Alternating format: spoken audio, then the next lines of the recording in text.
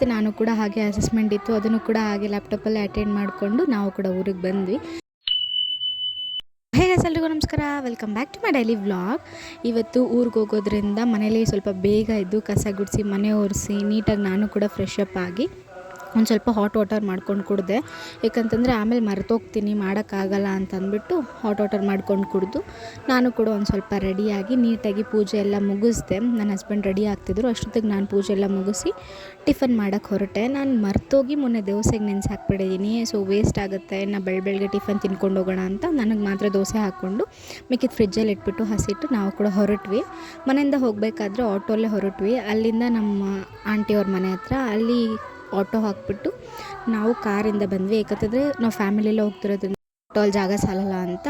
ಮತ್ತು ನಾನು ಕೂಡ ಹಾಗೆ ಅಸೆಸ್ಮೆಂಟ್ ಇತ್ತು, ಅದನ್ನು ಕೂಡ ಹಾಗೆ ಲ್ಯಾಪ್ಟಾಪಲ್ಲಿ ಅಟೆಂಡ್ ಮಾಡಿಕೊಂಡು ನಾವು ಕೂಡ ಊರಿಗೆ ಬಂದ್ವಿ.